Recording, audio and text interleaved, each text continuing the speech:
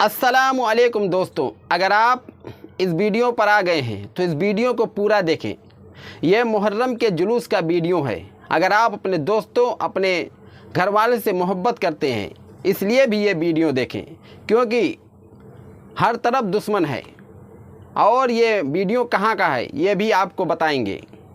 1000 2000 नहीं, तकरीबन मुहर्रम के जुलूस में 30,000 मुसलमानों को मारने की कोशिश की गई, जान से मारने की कोशिश की गई, लेकिन पुलिस की समझदारी और होशियारी रंग लाई और उस शख्स को गिरफ्तार कर लिया गया जिसने 30,000 मुसलमानों को मुहर्रम के जुलूस में मारने की कोशिश की, साजिश की। और ये साजिश वो पहले से रच रहा था, तो पुलिस ने उसको किस तरह से गिरफ्तार किया आप इस वीडियो में पूरा देखें और जानें।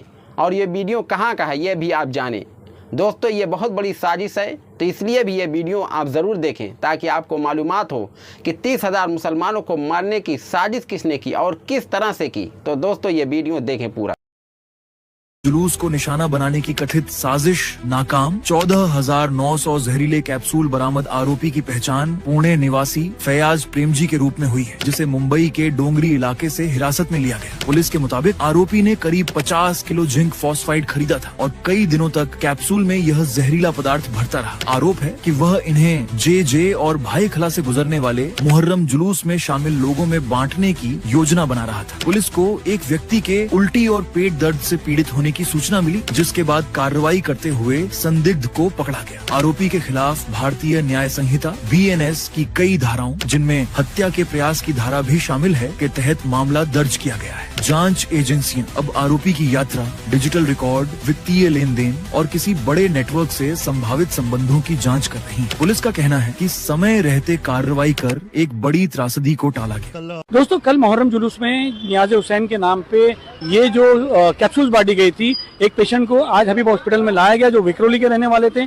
बात करते हैं उनकी बहन से। बेटा, आपके भाई का नाम क्या है? अली अब्बास। क्या हुआ था? उन्होंने कब आपको कंप्लेंट किया और कैसे मारा? कल हम लोग जुलूस में ही थे, उसी वक्त उनका कॉल आया कि रहमताबाद वाले जुलूस में ही थे। तभी उनका कॉल आया कि उनकी तबीयत खराब हो रही है, तो वो गाड़ी में बैठे थे AC चालू करके, वो जुलूस भी नहीं अटेंड कर पाए।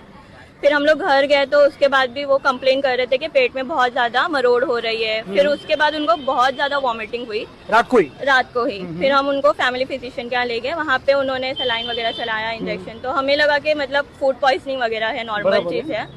तो रात में तो आराम हो गया, लेकिन सुबह तक उनको फिर वही चीज कंटिन्यू हो रही थी कि पेट में बहुत दर्द और बहुत वॉमिटिंग हो रही थी। विक्रोली में हुआ ये मतलब? जी, विक्रोली में। हम लोग विक्रोली में रहते हैं, तो हम लोग घर चले गए थे, तो वहाँ पे यही सब हो रहा था उनके साथ। तो उनको आज सुबह भी बहुत हालत बिगड़ गई। फिर हमको ये कैप्सूल वाला पता चला, तो उन्होंने बताया कि हमने भी 2 कैप्सूल खाई थी। अच्छा। हाँ, तो उनको भी जुलूस में जी यही कैप्सूल। उन्होंने दिया, तुम्हारे भाई ने दिया? ये हम लोगों को भी तबरुक में मिली थी। अच्छा, पर हमने ये खाई। अच्छा, ये जो बेच रहे थे, अच्छा आपसे बात हो रही है, ये जो दे रहे थे क्या बोल के दे रहे थे? ये तो मतलब ऐसे ही थैली में लेके खड़े थे और बांट रहे थे कि एनर्जी के लिए है। और किसी ने बोला कि नहीं ये चॉकलेट है, ऐसे करके दे दिया था। चॉकलेट बोल के भी कि बच्चों को मतलब दे दो।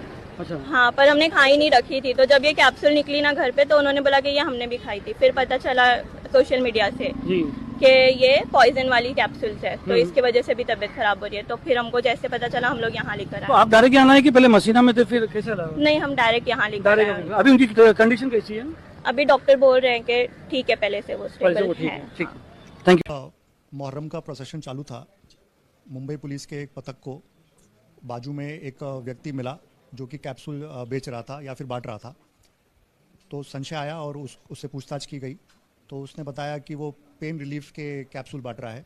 बट इस बात पे यकीन ना करते हुए उसकी झड़ती ली गई और उससे उसका आधार कार्ड, पासपोर्ट नंबर, उसका मोबाइल नंबर, ये सब प्राप्त किया गया।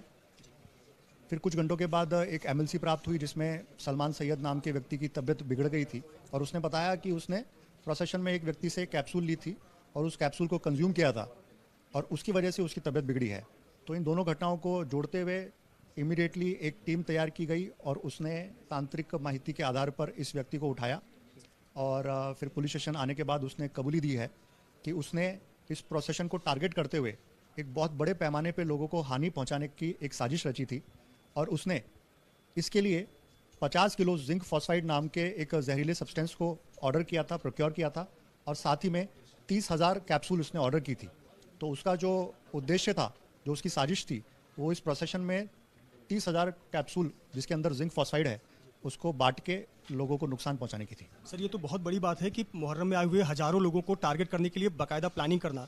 उसके बारे में क्या बताया कि वो कहाँ रह रहा था, कितने समय से प्लानिंग कर रहा था और क्यों कर रहा था?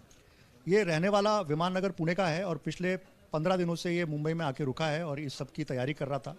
और मुंबई पुलिस की सतर्कता, होशियारी और मेहनत की वजह से इतना बड़ा हादसा कल और आज टला है। कितने कैप्सूल जब्त किए गए, कितना वो वितरण करने वाला था, कितना वो कैप्सूल बना चुका था, कैसे बनाता था, क्या मात्रा में क्वांटिटी ऐड करता था? अभी तक तपास में 14,900 कैप्सूल बरामद किए गए हैं और प्रत्येक कैप्सूल में 1-1 ग्राम उसने जिंक फॉस्फाइड मिलाई थी और ये बहुत ही डेंजरस पॉइजनस सब्सटेंस है और इसके सिम्टम्स जो हैं वो उल्टी होना, पेट में दर्द होना और इससे बहुत ही बड़े पैमाने पे उसको क्षति पहुंचाने का उसका उद्देश्य था। सर ये हजारों लोगों को टारगेट करने का उद्देश्य था, जानलेवा है, जहर है उसमें जिंक फॉस्फाइड। ये इसे मिला कहाँ से, ये कैसे इसको प्रोक्योर कर पाया, कैसे ऑनलाइन इतनी आसानी से इसके लिए उपलब्ध हो गया? इसका खुद का एक पेंटिंग का बिजनेस है और उसी के तहत इसने एक पर्टिकुलर जगह से 50 किलो जिंक फॉस्फाइड ऑर्डर किया था और इसको एक ऑनलाइन कॉन्टैक्ट मिला। उस ऑनलाइन कॉन्टैक्ट के थ्रू इसने 30,000